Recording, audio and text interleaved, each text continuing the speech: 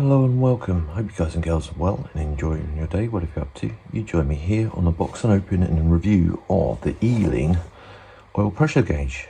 For you long-term subscribers, you're not going to know where I'm going this before I even go there, but please bear with me while I talk to the people who are newing and never seen my channel or know what I'm up to.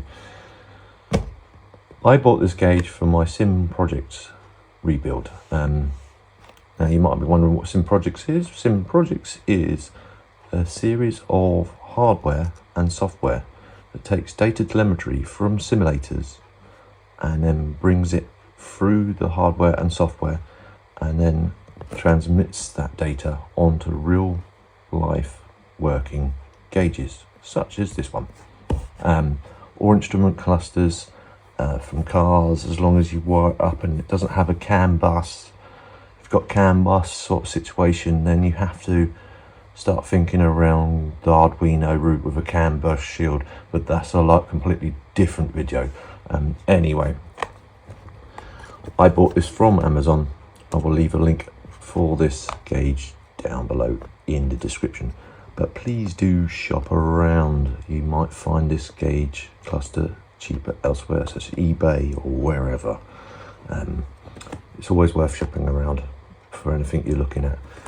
So anyway, let's take a look at the box itself. Nothing on the box apart from what I've written on the bottom, which is to tell me which gauge this is, because it doesn't tell you on here what it might do. But this is how you get the box when you ordered it and you receive it, open the packaging up. That's what it's going to look like. Let's open the box, shall we? You'll have to forgive my sound quality because I'm using my phone again instead of that cheap nasty camera I was using. It's a better picture quality, but you'll have to forgive the sound. Anyway, box is now open. As you can see, it looks like the cable here. Closer look at the cable, you guys and girls. Nicely easy. This is the bit that will slot into the back of the actual cluster itself. It can only go in one way.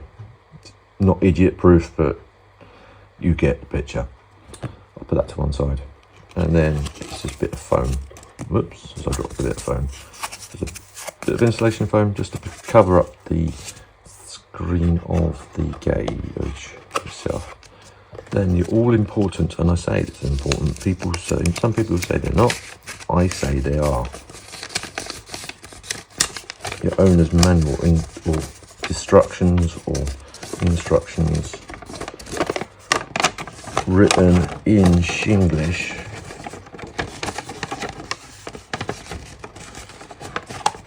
Try and get them, and get my rat claws out the way, I should say. And if you want to take a picture of that or pause this video to take a note of that installation manual, please do. Do not throw them away, keep them even once you've installed it, for future reference if you get problems with your car or whatever you've got. Anyway, let's go back to the box. What's in the box now? The gauge.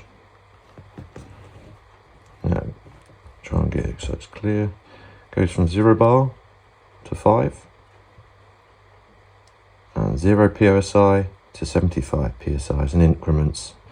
You've got it that 1 bar is 15, 2 bar 30,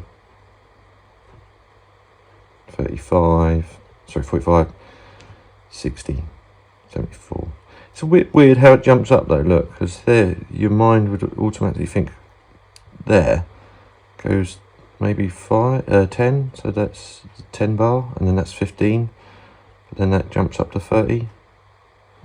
So then that might go from 10, that might be 10 bar in itself, so 25.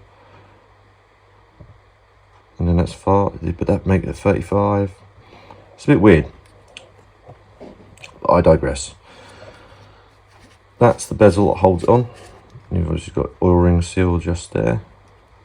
And on the back, if you want to pause the video, by all means, you can pause the video there. And as you can see, look, that's where it slots into the back of the cable slot into the back of this bit here of the box, and you can just about see the little pins You could get away with using Arduino on that, but I'd highly recommend you use the actual provided cable and then just solder or crimp that. And that concludes that part of the gauge. And then in the bottom of the box is just more foam. Just more of that foam again to protect the bottom of the box, or protect the bottom of the gauge. Let me just set that. Oh, it's not going to stay straight. But I hope you enjoyed that first part of the video. The next part of the video would be me bench testing it using my SymProjects software. So you guys and girls can see that. I'll see you in the next bit. On my bench slash desk slash very sketchy wiring situation. Don't try this at home, peeps. It's a big no, don't do it. Don't do it. I've just got it for demonstration purposes. Make sure it's properly wired up. If you're going to do this, do it proper. For bench testing, it's fine. Just don't, you know, make sure everything's safe. As you can see, I've got both the yellow and the white wire. The yellow is for the backlight. You do get several options on this, and each time you bridge the connection between the white, it sort of like acts, it changes the color of the backlight on this. I'm not going to demonstrate the backlight on this video.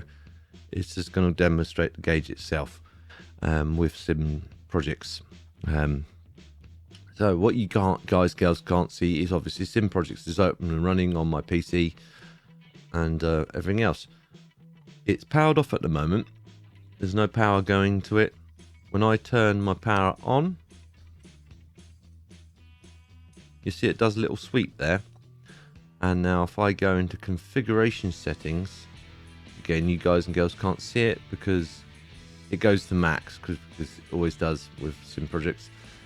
If I set back to 0 again, it'll go back to 0%.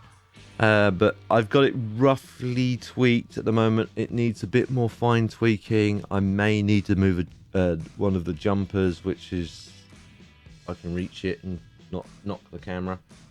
Here, they're jumpers. Oops. Not the gauge. They're jumpers. Newer versions of the board don't do it this way anymore. The newer versions have little switches, which is probably better. The terminals are a bit different, but you'll see that for yourself if you go and look on the actual SymProjects website. Anyway, I digress. Right, let me show you again what I've roughly configured it to. If I test it at 0%, obviously the needle does not move. Again, this is just rough. 25%, 50%,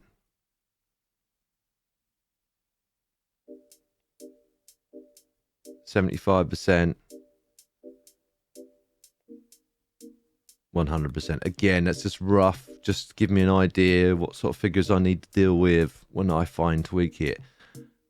If I now slowly increase, now again, you guys can't see it, but I'm slowly increasing the number on SymProjects, so it slowly goes back down again.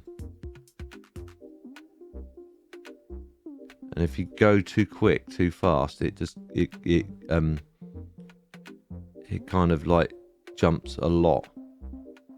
So if I now test that again, doesn't want to do it now. Now let me test to the 0. There we go. Oh, here we go. It's now decided to catch up. So if I test that again, it's now catching up. I'll go back up. As you can see, it kind of jumps a little bit. Again, it needs a bit of fine tweaking. There we go. You can see it sort of like gradually go down as I increase and decrease the value.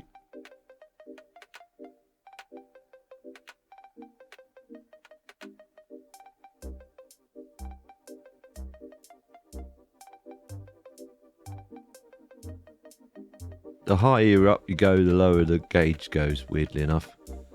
Again, like the fuel gauge. And then it just bottoms out. There's a little bit of area there. If I keep going, it just does nothing on the gauge. It doesn't go any further down. Again, because I believe this is a stepper motor. So it kind of, once it reaches that top end, it's not going to do much more to that. But that concludes the second part of the video of the box opening review of the ELING Oil Pressure Gauge. I hope you guys and girls enjoyed it. If you did, please smash the likes button or like button. If you didn't enjoy it for any reason, please feel free to dislike.